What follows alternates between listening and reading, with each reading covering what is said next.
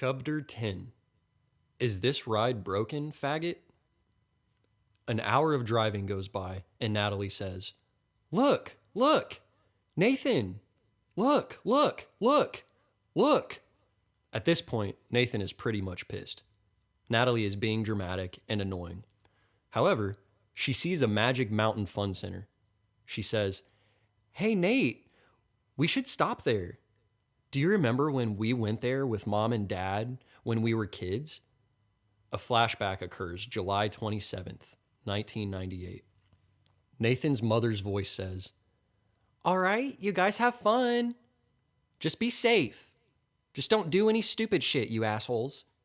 Nathan and Natalie run off to play games and carry on with their stupid bullshit. Nathan becomes very thirsty after all of the running he has done. He needs a slushie real bad. He looks up at the counter where the toy prizes are located. He sees a big slushie. He grabs it. He starts drinking it. It has alcohol in it. It's not really a huge deal, but this was the beginning of Nathan's alcoholism. It's kind of serious. Nathan is instantly fucked. He drank too much. He needs to piss like a mofo, so he runs to the fucking bathroom. He accidentally goes to the women's restroom. It's too late to turn back, so he rushes into a stall and starts peeing relentlessly. Suddenly, a woman walks in. Nathan panics. He pinches the soft, sweet tip of his dick to stop the flow. He sits down on the toilet seat and pulls his pants down.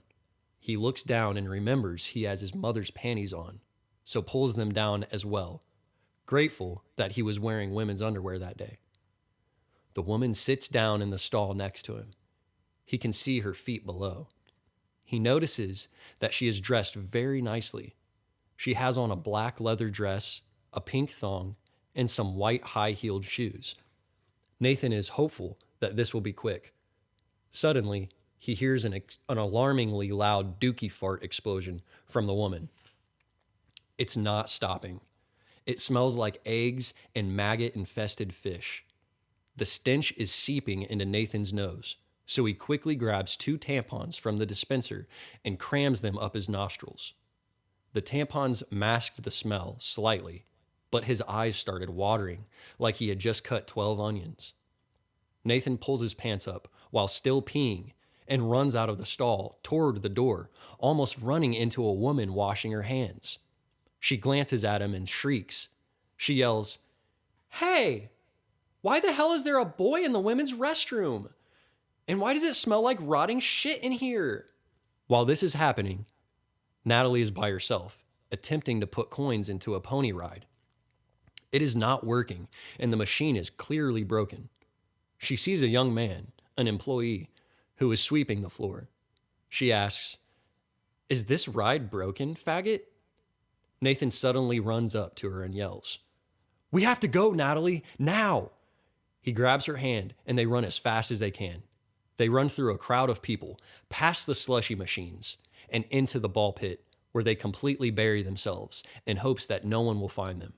They're breathing heavily, but quietly, while laying on their backs, arms to their sides, covered with plastic balls. Natalie whispers, What's going on? He tells her to be quiet. Unfortunately, when Nathan pinched the tip of his penis, the pressure from the flow of urine stretched out the muscles in his member, giving him a large, raging bone. It was sticking up, popping out of the ball pit like one of the hard plastic animals from a whack-a-mole game. Suddenly, Nathan's mother appears and yells, Nathan! Natalie! That's enough! Time to go! Nathan's mother bends down into the ball pit and grabs Nathan by the penis, carrying him out of the magic mountain like Thor carrying his hammer. There's about 20 minutes of awkward silence in the car. Finally, Nathan's mom starts reaming his ass about the stupid fucking decisions he makes. He starts crying like a little bitch and decides to write a poem right then and there in the car. I'm a little bitch. I cry, cry, cry. When I ride the Ferris wheel, I want to die. Mommy grabbed my pee-pee. Embarrassed little wee-wee. I'm a little bitch. I have PTSD. Nathan finally snaps out of the flashback. Natalie can't help but notice that he's acting a bit anxious. Are you okay? She asks. He sighs. Well, every time we pass Magic Mountain, it gives me PTSD and triggers my awkward boner syndrome. Oh, is that why you have a big bone right now? She points down at his erection. Yup. It's after midnight, and the two have been driving through the country highway for what seems like hours. They realize they will have to set up camp. They shall sleep like outdoorsmen on this night. Nathan sees a small dirt path that veers off into the woods. They drive deep enough into the trees to find some secluded privacy, but close enough to remember how to get back. They find a cozy spot behind a big group of pines and right beside a creek with quiet running water. Nathan builds a small fire while Natalie lays some blankets down on the grass beside the car. Instead of sleeping in the car, I think we should sleep outside on the blankets, just like we did when we were kids, Natalie says excitedly. Nathan agrees and smiles. The campfire is going strong, and Nathan and Natalie are happy to finally be able to relax without having to deal with any stupid random motherfuckers. Nathan starts snacking on a box of wheat thins, but realizes it's not very satisfying to him. He grabs a box of Doritos from his backpack. He empties his backpack completely, dumps the wheat thins, Doritos, and some dirt inside of it, and shakes it until the food is thoroughly mixed. He unzips his backpack and snacks on his homemade trail mix. The whole time, Natalie is wondering where in the hell he got boxed Doritos. Suddenly, there is a rustling of leaves and branches in the woods on the other side of the car. They stand up to look over and see a young man in dirty jeans and a t-shirt waving hello to them. He says, "Hey, y'all. How you doing? I'm a veteran and I just got kicked out of the hotel down the road 'cause I was short on money. Y'all have a couple dollars to spare so I could go get me a room for the night?" Nathan reaches down between his legs and itches the tip of his penis. He just had an itch on the tip that he needed to quickly take care of. He then looks up to the man in the background and says, "We can't give you any money, but you can crash out here with us if you want. We have some food and plenty of drinks." The man takes them up on the offer. He says, "Well, thanks. Much appreciated. I got my gun on me too. I can offer us some protection in return." The man introduces himself as Tacklebox Tom. The three get settled down and get a campfire going. "So, y'all like ghost stories?" "I love scary stories," Natalie replies. "Ever heard of the tale of Mr. Penis Man? It's an old folklore story from around here, but many people say it's true. I know it's true. I seen him with my own fucking eyes." They each take a triple shot of vodka. Then, Tacklebox Tom begins to tell them the story. "A man named Richard Pump Van Buren lived on the very end of Rickenmore Street in his 2-bedroom, 1-story house. He spent most of his time alone, tending to his plants, reading, or practicing his magic tricks. He was a friendly neighbor, though, and would be kind and helpful to the people he came across. He never had a problem with lending his lawnmower, giving a neighbor a stick of butter, waving hello, and things like that. One summer afternoon, Richard had the day off and decided to make a big batch of his mango lemonade. He would bring a table out on his front lawn and hand it out to any neighbors and acquaintances that might come by. And he did, all while practicing and showcasing his magic tricks. Suddenly, there is a quick and loud fart noise. It's abrupt and stinky. Natalie leans in, embarrassed, with a guilty grin. "I just farted. Sorry," she says. No problem, says Tom. No problem, says Nathan. Tacklebox Tom continues the story. It's okay, Natalie.